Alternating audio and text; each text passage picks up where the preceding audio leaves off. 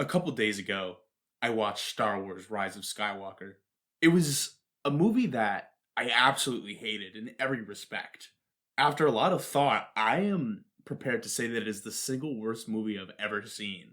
It's received a 56 or something on Rotten Tomatoes, and that's nothing short of a miracle. I'm sure that all these people uh, are are lying because anyone with half a brain would easily acknowledge that this movie was stupid and empty and garbage. I mean, I don't even know where to start. I don't know how to begin to dissect this. Every aspect of a movie that you could like was terrible. I mean, how do I let's talk about the opening credits. And by the way, there are going to be a ton of spoilers here. Um right off the bat, the crawler, the classic Star Wars crawler that fills audiences with anticipation and excitement, seemed like it was a parody. I mean, it was this. Am I watching Blue Harvest? Am I watching Robot Chicken? No, this is legitimate Star Wars. And they mentioned Emperor Palpatine. They say that Emperor Palpatine is back. Now we all know Emperor Palpatine died. If Emperor Palpatine isn't dead, then anything is possible. Then we're watching Harry Potter. Unfortunately, he's very much alive somehow. And by the way, the movie never addresses this. I don't think. Correct me if I'm wrong. I don't think the movie ever explains why Palpatine is back, which really adds a lot of weight to the theory that when episode 8 finishes, when I don't know if they're calling it episodes anymore, that's just how I refer to them. Return of the Jedi, when that finishes, J.J. Abrams does not collaborate at all with Rian Johnson. He's doing his own thing, and in fact, there was definitely no screenplay when that stuff finishes. I mean, they kill off Snoke, and then J.J. Abrams says, okay, what do I do next? Palpatine? Is that the best you can do? So Palpatine's back, and that's weird. That throws you off right away. You're immediately laughing to yourself. And I mean, it just gets worse from there. First of all, the Force has been abused to no end in this film. The Force, Yoda was good at the Force. I think he was probably the most Force adept individual in the first 6 movies. And then Rey just blows him out of the water 10 times over. And that's been happening in other movies. And then Palpatine at the end does something so ridiculous with the Force that all rules go right out the window and everything is pointless. So at the end of the movie, you have this scene that's from it's a direct copy of Return of the Jedi. And by the way, there are so many scenes in this movie that are direct copies of earlier scenes in earlier movies. It's not just the plot arc that's the same. There are literal copies of scenes in previous movies to fill space. But at the end of the movie, after looking up at the rebel attack against the Imperial ships and saying to our protagonists that there's no chance, that everything's over and that they're doomed, a direct copy of the scene in the Death Star in episode 6, he shoots a light. I don't know when this happens. Maybe it's slightly after that scene. He just starts shooting lightnings out of his fingers from the planet where he is up into the sky and destroys what seems to be the entire rebel fleet in a ridiculous turn of events. And then you're like, why does anyone fight over anything? Why is anyone exerting any effort if they're not Force sensitive, when someone who is Force sensitive can do something a million times more powerful than what you just did? And it's just a complete suspension of, it requires a complete suspension of your brain and rational thinking to accept. I mean, the Force was cool. It was like a little bit of a power up, and now it's just, my lightning can defeat your entire army. And let's talk about those rebel ships that were in the air for those of you who watched the movie. So there's this point in the movie where some random rebel fighter says, all right, maybe it's called Resistance now. I don't know, but it's the exact same thing. That's another thing that frustrates me. This movie is just the exact same thing as previous movies, except you hate all the characters. And so this guy, he says, well, there's too many of them. It's overwhelming. We're done. And then Lando says, by the way, why is Lando in this? They call up Billy D. Williams and they say, hey, we need more money. So we're willing to trot you out for a few lines to get, I don't know why he's there. Just like every other character, he serves no purpose. And, he says on the microphone, but there's more of us. And then all of a sudden, out of nowhere, just thousands and thousands, I wouldn't say millions, but thousands and thousands of ships come out, and apparently they're all part of the Rebel Alliance. They're all just people who are so frustrated with the Final Order, which is extremely silly. You know, you have the First Order, which you're supposed to fear above all other things, and then the Final Order comes out. Like that's what you're really supposed to fear. Everything else before was stupid. Um, all these ships come out, and you're just supposed to love that, even though it makes absolutely no sense. And just like every other thing in the movie, there is no explanation. I see. This is the thing. Like, I want to be able to linearly go through the movie and talk about what I like and what I didn't like, but it was all just so bad. Like I said, the worst movie I've ever seen. I don't know how to do that. Can I talk about something else that's completely ridiculous, completely off the walls? So there's this Nazi-like Imperial figure. I forget his name. I should have looked it up before. He's this blonde guy.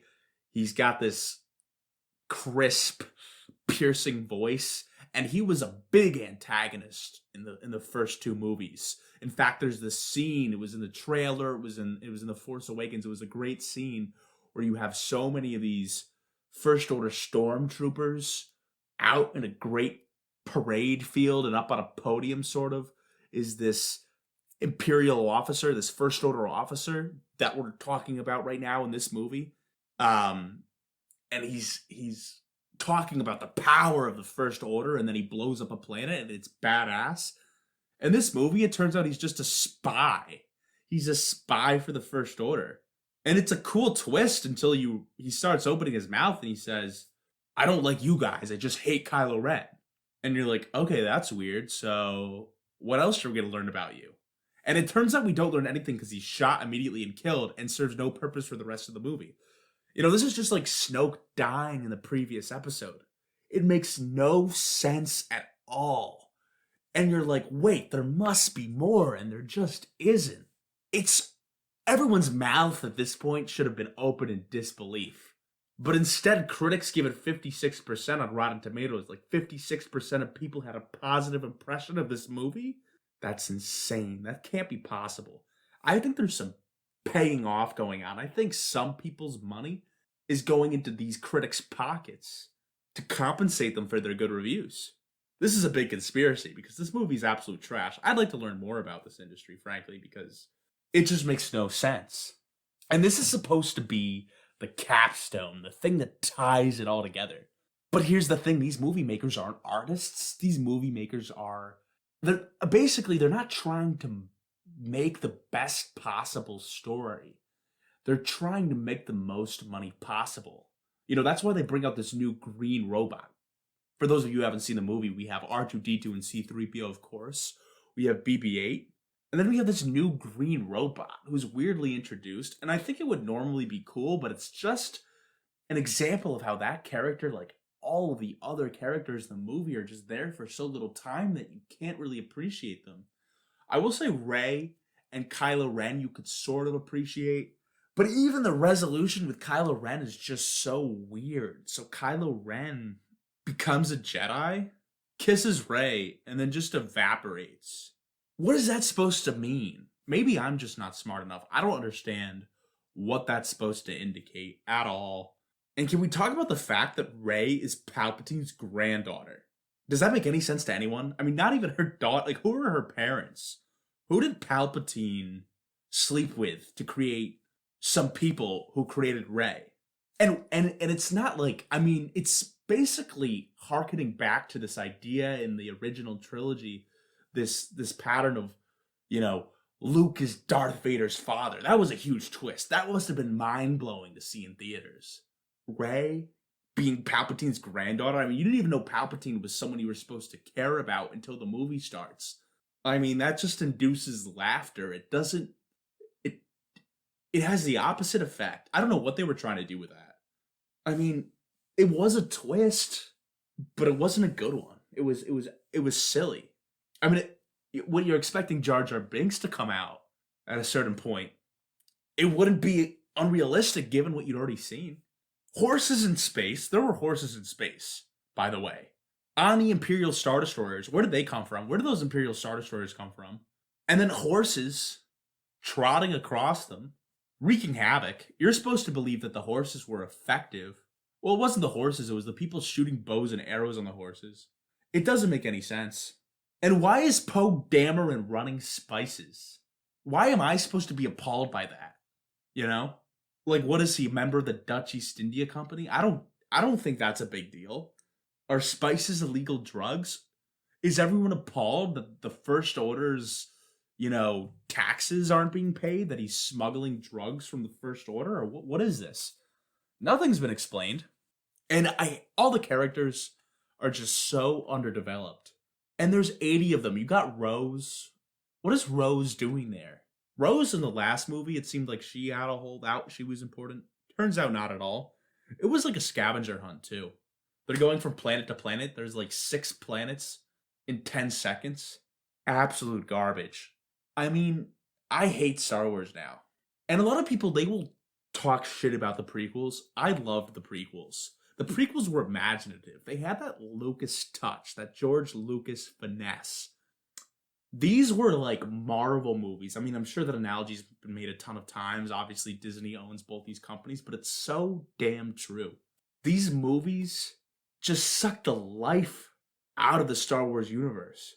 And it's a big deal. I mean, I can't imagine were there true Star Wars fans working on this? They realized that all that expanded universe stuff just goes right out the window the moment that they decide to make this new trilogy. And they said, is it possible that these real true Star Wars fans said, let's throw that out the window. Let's get rid of all of that. Because it's more important that we tell a good story with these 3 episodes. I mean, maybe with The Force Awakens, I could buy that there were actual Star Wars fans giving their opinion. But I mean, these last 2 movies and this last one especially, the people calling the shots are nothing short of culture destroyers. And I want to talk, believe me, I want nothing more than to talk to a Star Wars fan who absolutely loves this movie. We'll do a change in my mind. I'll sit here and he'll tell me why it was good. And if that's the case, maybe you'll go back to enjoying Star Wars. And it's difficult, right? When you're an adult, it is really difficult to appreciate the cheesy dialogue that you find in these Star Wars movies. But I think that at least I'd like them to retain a place in my heart. But right now, that's just not happening. It sucks. It was a little bit funny. I mean, there were funny parts. There was the part where C-3PO couldn't reveal his translation of the Sith language. That's weird. I want to get to the bottom of this. So we remember in episode 1, The Phantom Menace, Anakin Skywalker created C-3PO. How did he do that? Obviously, Anakin Skywalker didn't know 6 million languages and have the opportunity to create whatever software allows C-3PO to translate those languages. So there must have been some pre-existing software that Anakin Skywalker was able to load onto C-3PO. And that existing software, I mean, according to this episode that's supposed to be in canon, does not allow you, or does not allow the droid, which holds the software, to translate Sith language. Or at least, look, the droid can translate it, which is interesting, right? The droid can translate it, but then he's unable to actually speak it. First of all, what I want to address is that in every Star Wars movie, computing is so far behind 21st century computing. Why is some guy lowering a weird brick into the Millennium Falcon with a secret message on it? Why isn't that going right through the cloud, encrypt it? It makes no, and that should happen instantaneously, right? There shouldn't be a long loading process for like a kilobyte of data or whatever. That just makes no sense. But I mean, it's interesting, right? So why would this software that Anakin Skywalker loaded on to C-3PO not allow for the translation of Sith text? Or what? Okay, here's the question. Why does it allow for the translation of Sith text, but then it doesn't allow for the droid to speak that translation? And there's no security whatsoever, so the droid immediately tells you, right? C-3PO immediately tells you, hey, I've got this big secret, guys. Who is in charge of making sure that that secure information or that Sith language is kept secure. I mean, a huge plot hole, to be honest. I mean, if we want to talk about plot holes in this movie, it has to be at least like a 2 out of 100 for me. But it's not, so I don't even want to get into the plot hole stuff. Metachlorians, right? People don't like metachlorians. You're talking about the prequels, and they thought that metachlorian stuff was weird. That stuff was awesome compared to what we're dealing with here. I mean, the dyad. What was the dyad between Kylo Ren and Rey? You can say there's a dyad, but you can't just leave it there. Like, how did that happen? That makes no sense. They're not related. There wasn't a backstory. I mean, maybe there are these weird plot holes in the other movies, and I'm just too proud to admit it, but I don't think so. Well, there's my rant for the day. That's where I'm going to leave it. Please, let me know if it's possible that you enjoyed this movie, because I would like to hear that. I'd like to get you on the air, and we can debate it. But for now, I just want to say thank you for listening to the DC show. Stay tuned for more.